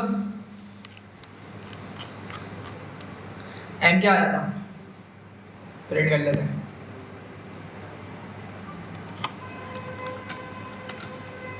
m था 0.589 और माइनस 1.12, 0.589 और x आ जाएगा माइनस का 1.12, सही है। तो अब जरा समझे, x मेरे पास कौन सा, ये इनपुट कॉलम है, कौन सा कॉलम, CGP वाला कॉलम। तो इसका जो इफेक्ट है ना ओवरऑल पैकेज पे वो बहुत कम है, मतलब नंबर छोटा है ना, ये मेरे पास वेटेज है, ये आपका वेटेज या सिग्निफिकेंस आप बोल सकते हैं कि जो मेरा CGP वाला कॉलम है इसकी पैकेज वाले कॉलम पर ज़्यादा कोई वेरिएशन नहीं है, बहुत ज़्यादा वेरिएशन नहीं है, सही है। अगर ये नंबर हमें बहुत बड़े बड़े देखने को मिलता है समटाइम्स 400 600 इतने बड़े बड़े नंबर भी देखने को मिलेंगे, मतलब क्या है कि ये जो मेरा कॉलम है ना ये बहुत ज़्यादा इफेक्ट डाल रहा है मेरे आउटपुट वाले कॉलम पर, सही है। तो फिर आपको इसका वेटेज ज़्यादा बड़ा देखने को मिलेगा। और हम जब फाइन ट्यूनिंग पढ़ेंगे, अगर हमारा कोर्स का अपनी पार्ट है नहीं, इसको देख लेंगे। अगर फाइन ट्यूनिंग पढ़ता है तो फाइन ट्यूनिंग के अंदर हमें यही वेटेज को यूज़ करके जो है ना फाइन ट्यूनिंग करनी होती है मॉडल्स की। हेलोसिनेशन एक इफेक्ट होता है, उसको हमें ख़त्म करना होता है, दूसरी परफॉर्मेंस उसकी परफॉर्मेंस पैरामीटर को इन्हेंस करना होता है।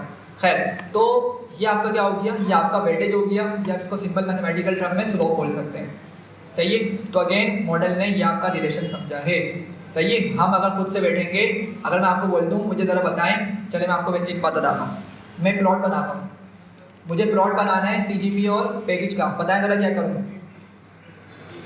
SNS यूज़ कर लेते हैं, और SNS करके क्या बोलेंगे, हाँ भाई नहीं, सिंपल प्लॉट बनाएंगे, लाइन प्लॉट, ठीक है, लाइन प्लॉट। और क्या क्या देंगे इसको,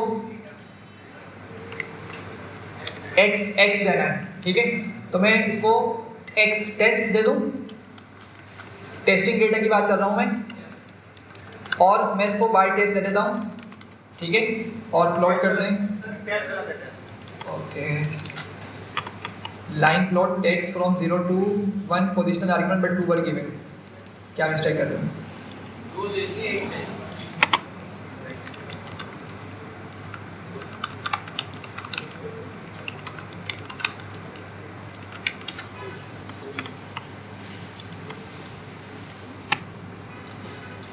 x और y, अच्छा ये शायद हमें x और y करके देना पड़ेगा, लेकिन x टेस्ट को ये एरर दिखा रहा है।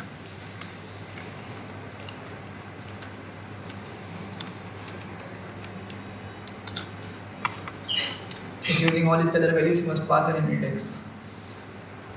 एक काम करते हैं, PLT यूज करते हैं। PLT डॉट क्या होता था, प्लॉट, और क्या बताएंगे इसको,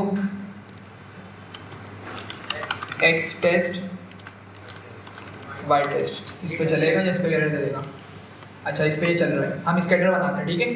लाइन से काम खराब हो रहा है, स्कैटर बनाते हैं, सही है। ये स्कैटर प्लॉट आ गया, थोड़ा छोटा करता हूँ मैं इसको, स्क्रीन को,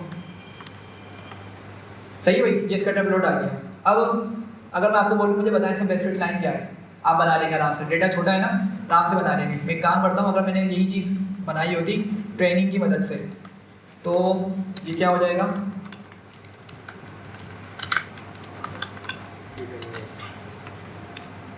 ठीक है। फिर भी अभी रिलेटिवली डेटा एक ही डायरेक्शन में जाता हुआ दिख रहा है, तो हम यहाँ पे इजीली एक सेंटर पे लाइन बना सकते हैं। लेकिन इमेजिन करें अगर डेटा बहुत ज़्यादा ऑक्यूपाई होता, बहुत ज़्यादा डेंस होता, तो क्या होता, हमें बेस्ट फिट लाइन बनाने में थोड़ा सा मसला होगा, ठीक है। तो हमने वो सब मसले खत्म करके मॉडल को बोल दिया, मॉडल ने हमारे लिए बेस्ट फिट लाइन निकाल के बता दी।